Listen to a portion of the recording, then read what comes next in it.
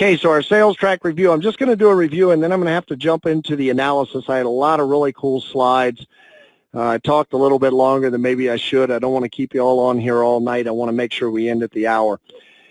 So in your first 6 lessons, the first lesson is starting point. With whom do I start? Wait, I want to do something real quick. I know Joan is on the line.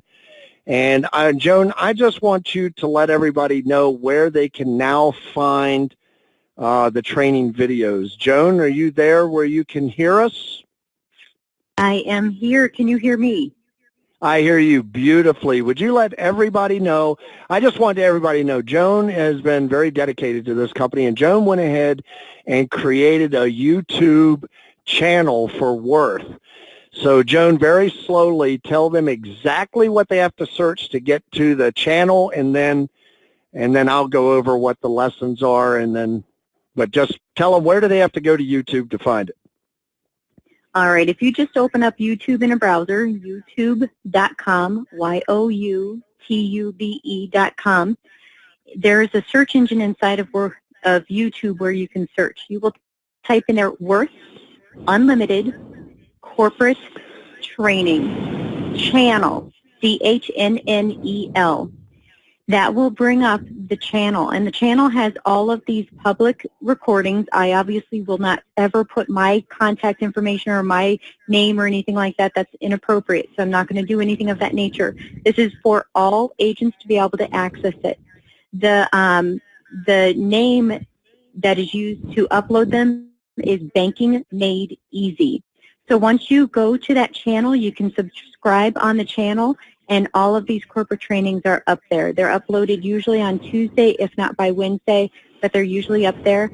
You don't have to remember the title of the training anymore because it's based on the date, and the title, of course, is in the name, so you can certainly remember it should you choose to, but it is under Worth Unlimited Corporate Training Channel. If you type all of that into the search, you will be able to find it. All righty. Joan, thank you so much for taking your valuable time and doing that for us, because everybody's wanted to know where can we find those. So if you would do me a small favor, Joan, just when you get a moment, just shoot me an email with that on it, and I'll make sure I throw a slide up next week, and I'll make sure that I get an email blast out as well that says now all videos, all trainings can be viewed at, and we'll go from there. Now, I do want you to know something. There is something very special about being on the live trainings, and whether that really sinks in for you all or not, I want you to think about this. When I have a good crowd on the trainings like I have tonight, it brings up my energy. It really brings a value to me, and it brings a value to other people, especially when we can start bringing in other people. So I want you all to start getting out there, talking a lot more. And I do have a challenge that I have every single week, which is, thank you, Joan, by the way. I'm going to go ahead and put you back on mute, and we'll be coming back to you a little later. When you get on this call, your intention should be to invite someone else to this call. Yes, this is mostly agent training, and yes, you should be probably inviting people that you are trying to recruit.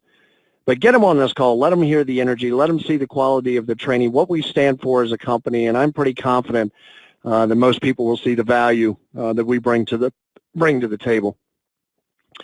All right, so starting point. With whom do we start? That's the first lesson. Second is your 15-second commercial. Number 3 is the use of qualifiers and tie-down questions. By the way, everything I am doing is on that channel that Joan just mentioned. You'll be able to find every one of these trainings if you want to go back and review.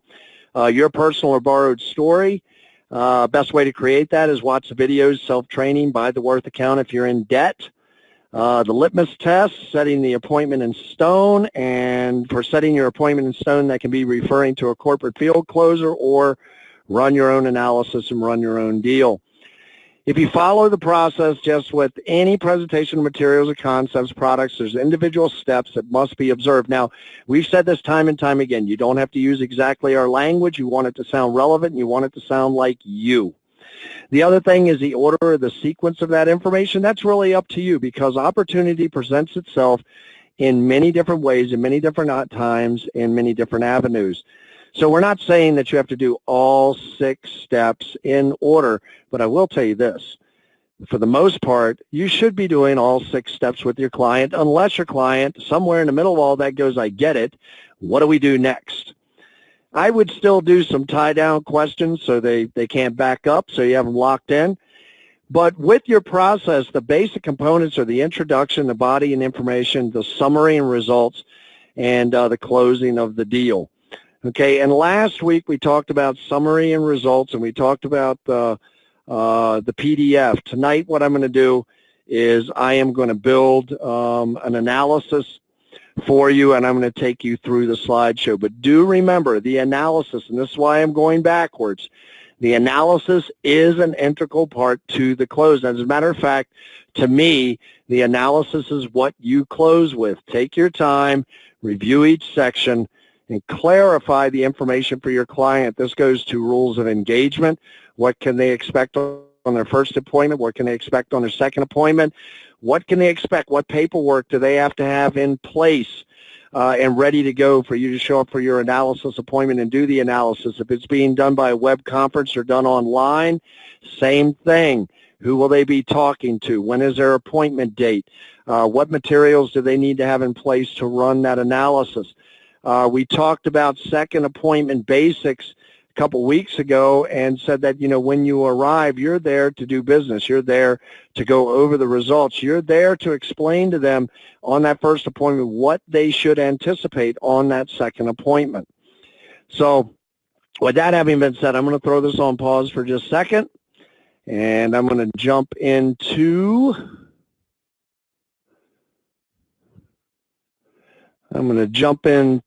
a web browser.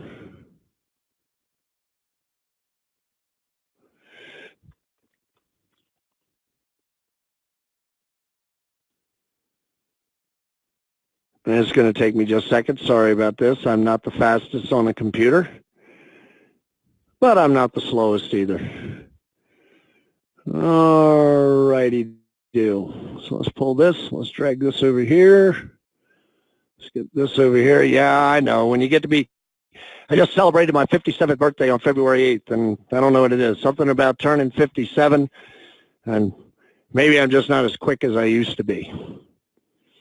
But I know some people that would argue with that. So, all right, let's go here.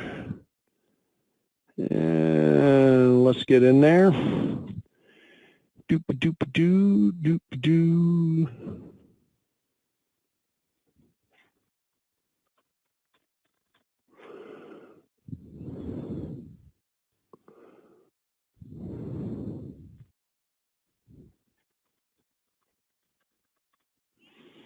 Look at that. Started it off with logging in wrong. See, we can all make mistakes. Nick says, oh, well, I'm not going to say that. Well, congratulations, Nick. Congratulations on your birthday coming up here. Okay, so all of you know this right here. You know your agent portal.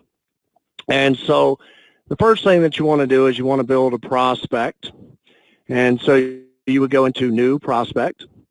And we're going to use Jonathan.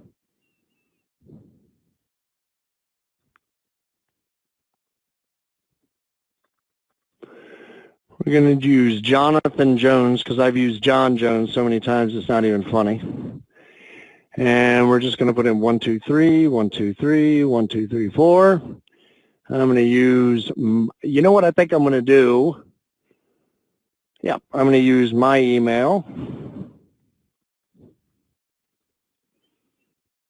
I just hope it doesn't flag it. And say that we already have a client under that. And 1, 2, 3, 4, I have debt. And that'll be Lane. And we're going to jump in here and we're going to say Sandy. And we're going to say Utah. And we're going to say 84020. All right, okay. And we're going to go ahead and we're going to add that client. You can see Jonathan Jones pops up right there. Now that's now a prospect for you. So let's say you've talked to your prospect and they want to do their analysis. Well, one of the first things you could do is send them the videos prior to running the analysis, or Maybe you don't want them to see the videos. That is completely up to you.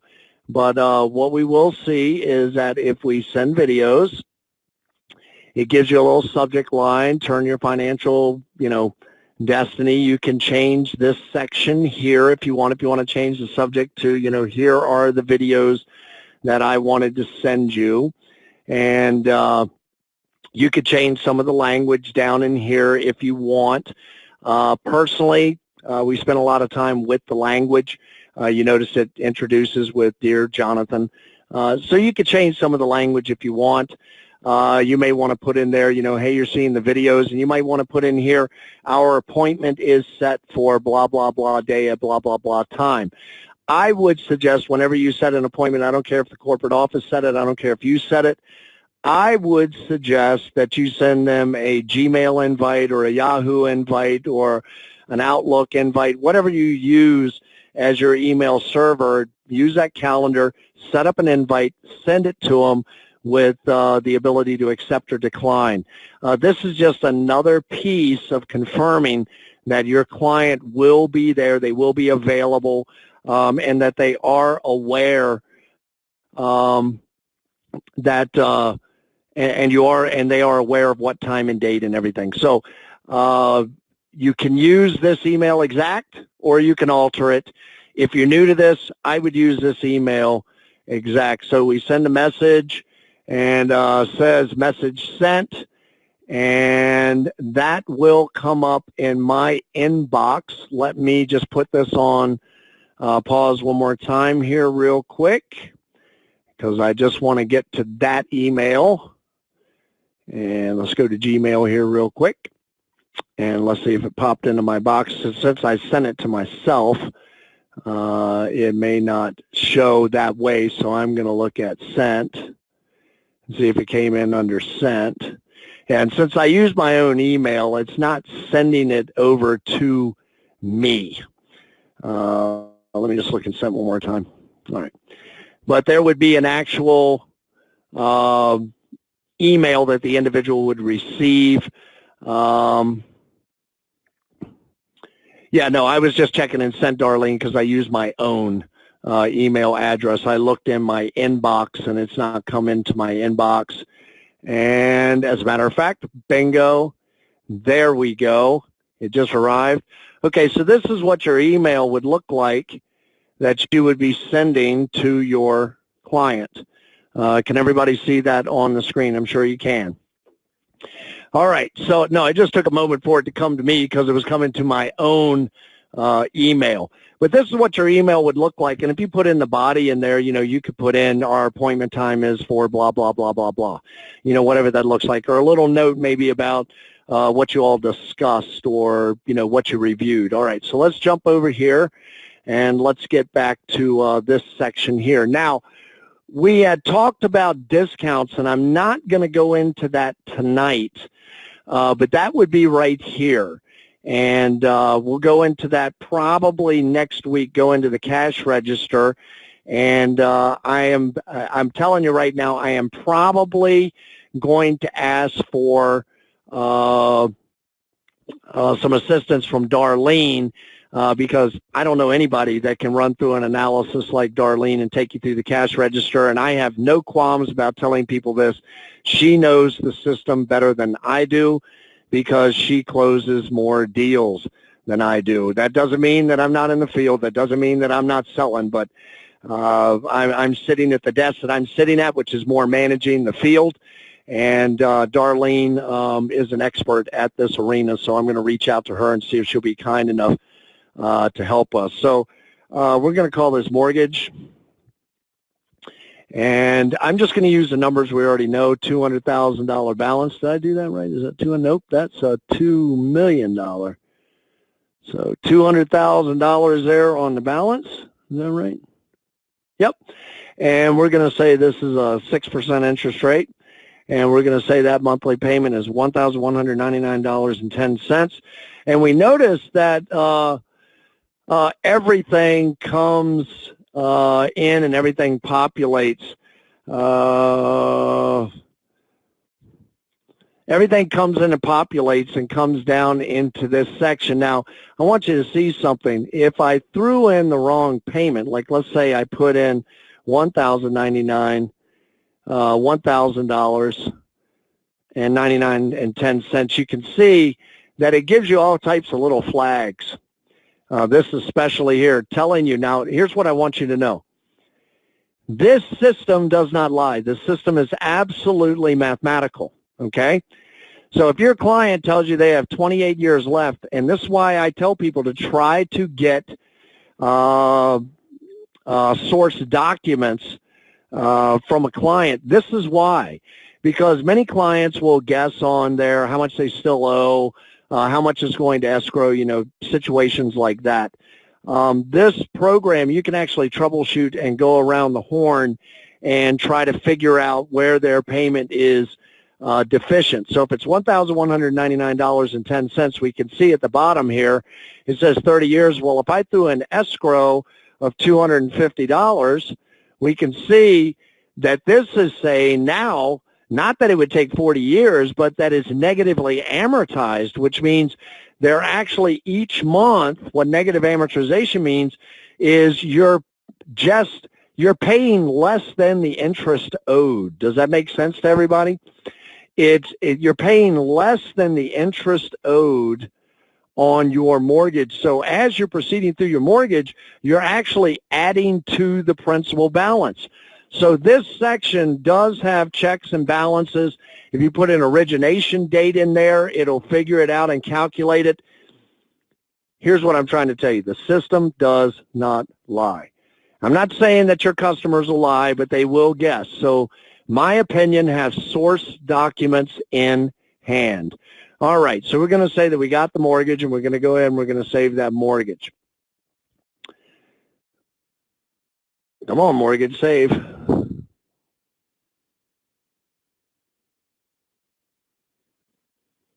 Oh, there we go. And see, it was giving me a flag that said escrow dollar amount is necessary. I had wiped that out. I had to put zeros in there since I had touched that. So we'll save the mortgage. And then what we're going to do is we're going to add a loan.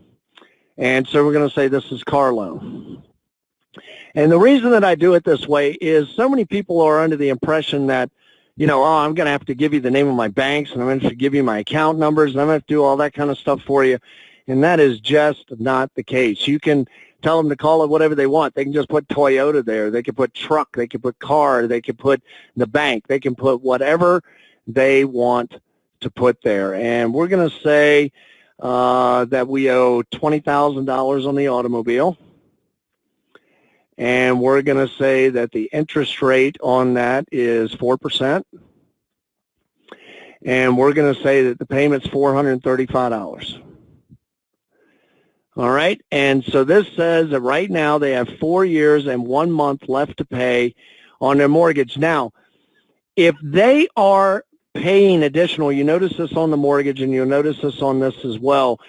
We've said before that just because somebody tells you at the end of a month they have no discretionary income, it doesn't mean they don't have discretionary income. If I was to put a dollar value in there as extra money to principal, when we get to the end of the analysis, it will physically add that dollar amount that they are sending additional to the discretionary income number. So let's just make it easy and let's put in extra principal, they're sending another $75.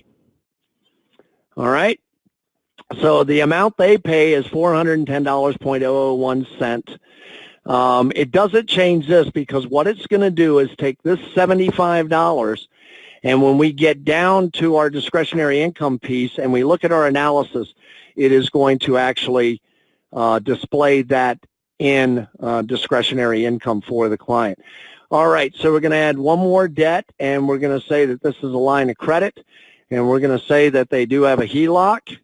Now, I want everybody to know, even if you're brand new, you do not have to have a HELOC in order to run the program. It will run with a checking and savings account. The differential of payoff between HELOC and checking and savings account on a $200,000 mortgage is only about 2.5 to 3 months. in differential of payoff of using checking and savings versus using a line of credit. So I want to make sure that everybody is aware of that. So we're going to say this is a HELOC, and we're going to say the current balance on the HELOC is $3,500. We'll say they bought the product using the HELOC, and I'm going to use an outrageous number and say the HELOC's at 10%. And you can see the monthly interest payment is only $29.17.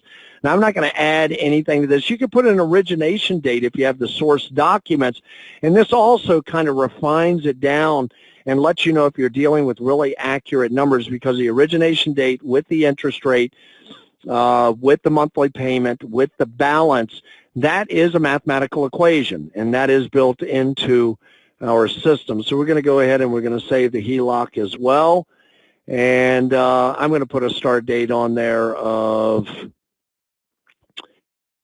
we'll say 2017, and I'm just going to use February 8th. Okay, so it's saying after 20 years, if you just keep paying 15, it's going to recast after 20. Now, that's what this is saying, but you notice there's a drop down, okay? And the reason there's a drop down here is most home equity lines of credit have like a 10-year draw, 10-year repay, so that would be a total of a 20-year term. Some of them have a 5-year draw, 5-year repay. That'd be a 10-year term. Some of them will have a 15-year draw, 15-year repay. So you have what is called a draw period, and that's when you can take money out on your interest only, and you have a repayment period. Those combined are your term. And so in this particular case, we're going to say that this loan recast after a 15-year period, okay? So what that means is they can make this minimum payment of $15 for 15 years, but at the end of 15 years, they are going to have to make a full payment, and their new payment will be $37.60, okay? And that is your basic payment, all right? Is this making sense to everybody? I hope you're tracking along. So we're going to go ahead and save that. And that shows our debts. Now we're going to drop over here into income. We're going to make it real easy.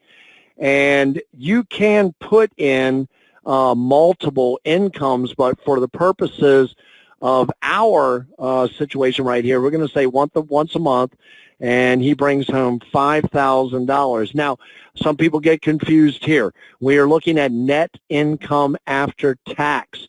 So if you're looking at source documents, might not be a good idea to have a pay stub, especially if they're paid semi-monthly, bi-weekly, things of that nature. Let me stop real quick on semi-monthly and bi-weekly. On semi-monthly, that means they only get 2 paychecks every single month. It doesn't matter what month, doesn't matter how many weeks are in the month, they get 2 paychecks a month. On bi-weekly, they are going to get a paycheck every 2 weeks like clockwork. So that means 2 months out of the year, they're going to pick up 3 paychecks in those 2 months. So when somebody is bi-weekly, they are actually picking income up for 13 months in the course of a year, be the same relationship, instead of 12 months over the course of a year.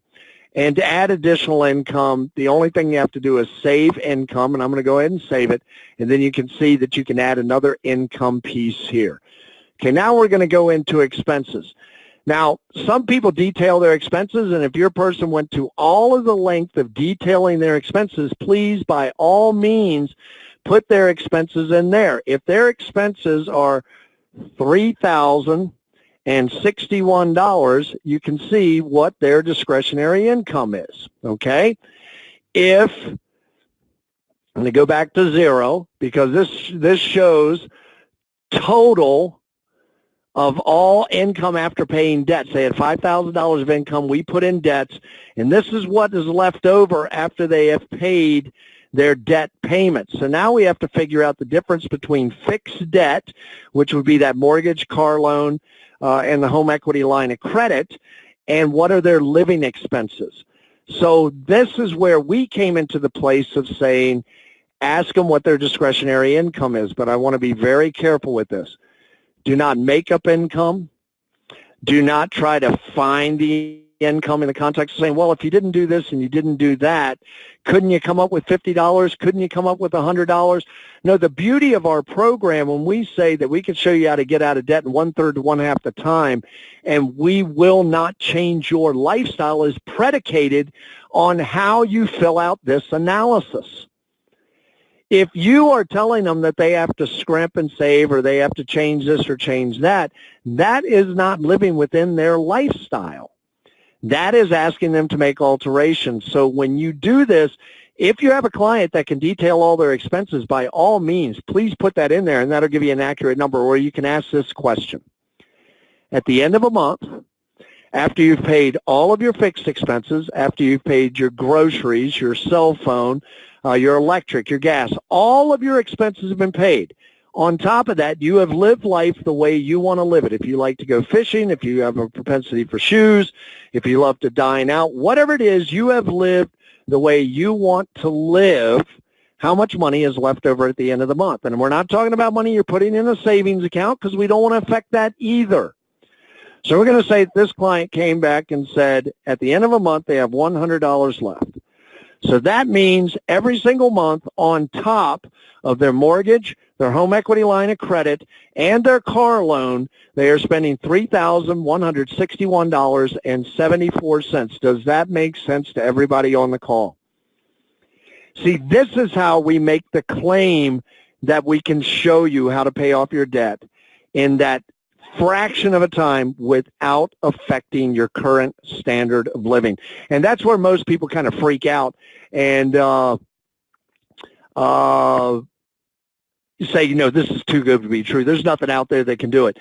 The reality is, and Joan wanted me to bring this to your attention, is most people have more discretionary income or have discretionary income that they're not aware of. Her exact words is, most people think they have more discretionary income than they actually do.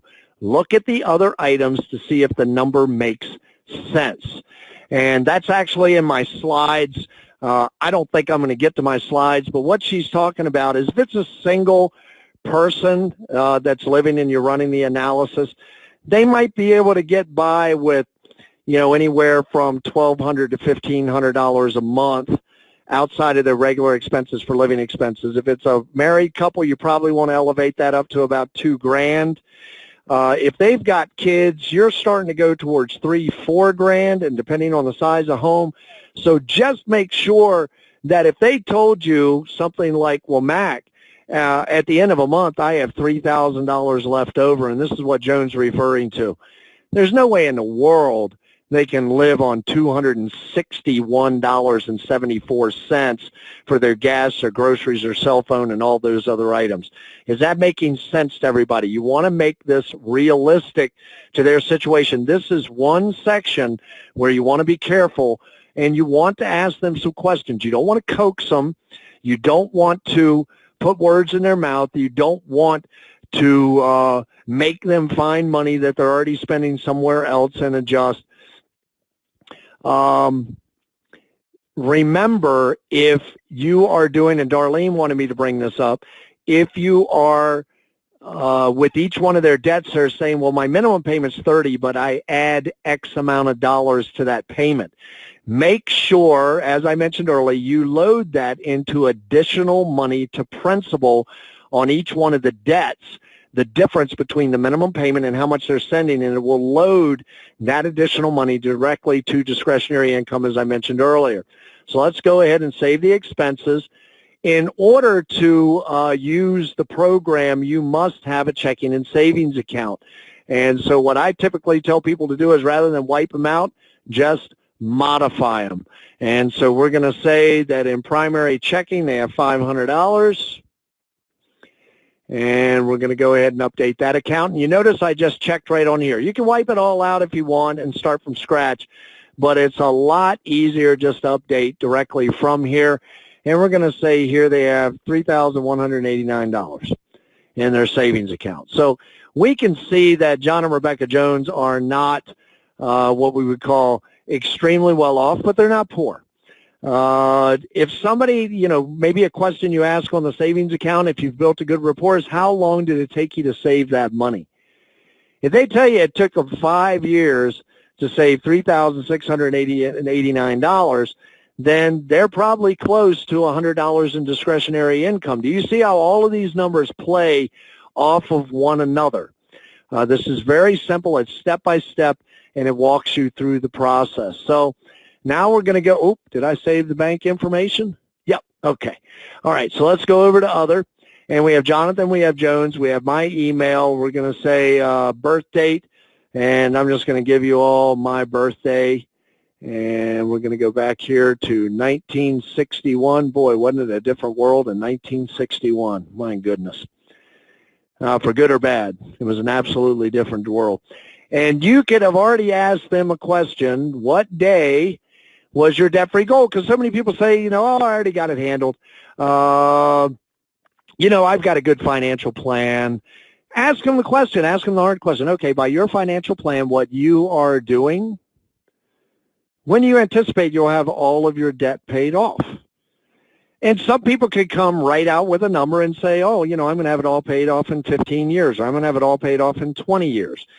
And usually, typically what I see, the number they throw out is the amount of time left on their mortgage. So just ask them this question, what date in your mind with your scenario would you like to be out of debt? And if they give you, you know, 15 years from today's date, let's just say 20 years from today's date, that would be 2038. And we'll put it back on February 8th. And so they would be, on their plan, they would be debt-free at 77 years. Now, if you come back with an analysis that is anywhere better than that, that's better than 20 years, that's going to be a big plus. That's going to be a selling feature. So all of these numbers, everything that we're doing has a reason behind it. There is a method to the madness, okay? All right, so we're going to save these changes. We're going to go into the summary.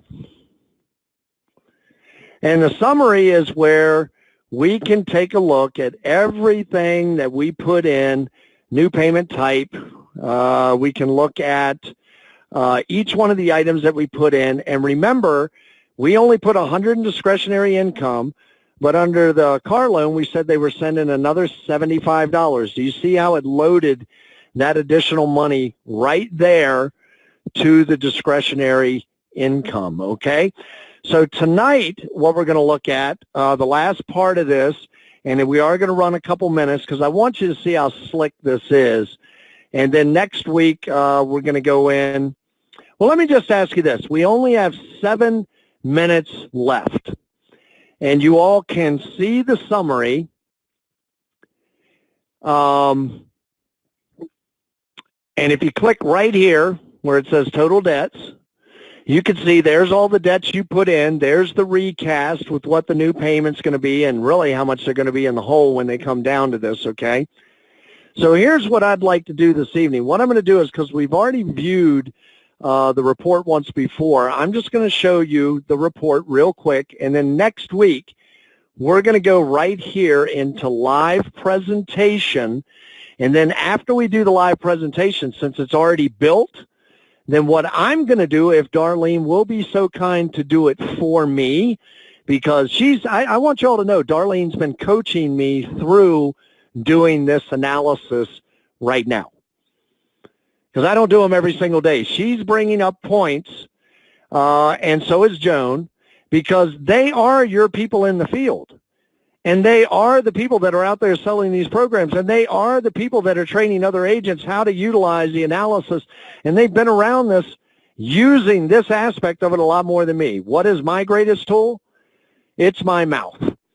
And it's the fact that I get on these calls at night, and I train you all with stuff that we know that works, but I want you all to know that through this process, I have been being coached by Joan and Darlene on the text, because they're the experts in this arena.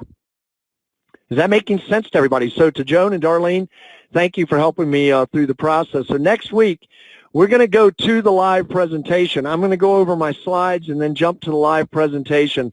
But this is what your analysis report would look like.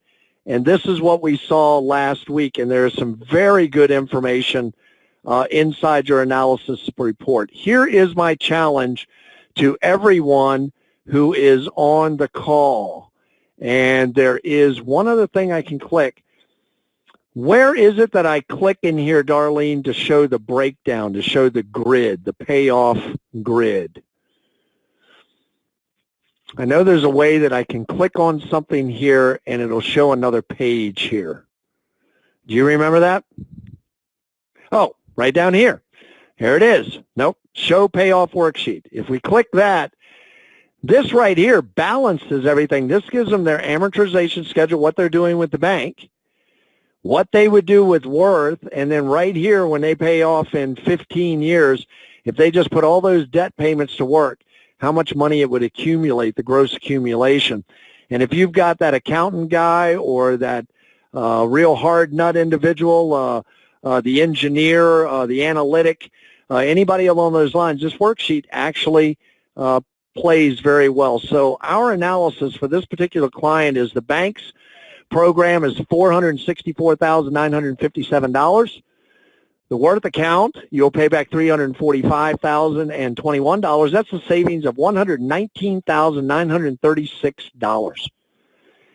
You would be paying for 30 years on this mortgage. The Worth account will be 15.8. That's a savings of 14.3 years. I want you to go back and look at the analysis training that we did last week. And I want you tonight, this is what I want you to do. I want you to run your own analysis. I don't care if you've already done it before. I don't care if you got to make up some numbers. I want you to run your own personal analysis tonight and see what the results are for you. See where your situation lies. In doing this, you can see how easily I flowed through that, and really what they were giving, Joan and Darlene were giving me pointers on was don't forget to say this and don't forget to say that. But you could see I was navigating it, and I don't do this every single day, run an analysis every day. So you can do this. This is very doable. And what I suggest that you do is if you haven't run any analysis, call up your friends, tell them that you're doing this for a business. You need to learn how to do this better. And would they allow you to practice on them? I want to say that again. Call everybody you know, friends, family. Don't tell them you want to sell them something. Just tell them, this is what I'm doing for a business now. It's helping people get out of debt, buying America back one family at a time. Your 15-second commercial, just because they're a friend, use your 6 steps of sales track. Give them your 15-second commercial. Give them your personal or borrowed story. And then just ask them the very simple question. I need to get better on this. Can I practice on you? You would be shocked how many people you run their numbers, and like I said, you saw you don't need account numbers, you don't need bank names, you just need interest rates, dollar amounts, payments. Do you see how simple this is? Do not be afraid of the analysis. Do not be afraid of sharing this with people. I have said this for years and years. If you had the answer or the cure for cancer, would you go out and tell everybody you know?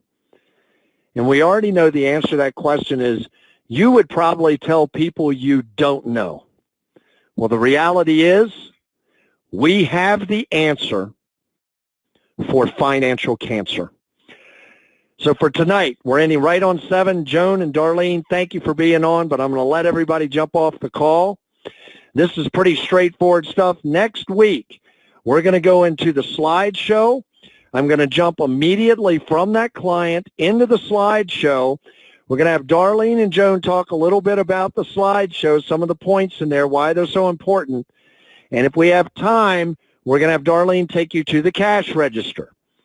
If we go through the slideshow and it consumes next week's training, which I want to take our time with this so you understand how much valuable information is in this analysis and how it is a key to your closing, then the following week, we will have Darlene take you into the cash register. So from everybody here at corporate, from everybody there out in the field, we want to tell you a couple things. Let's get out there and do it big. Let's get out there and do it right. But at the very least, let's get out there and do it right now. This is Max Saunders saying bye-bye for now.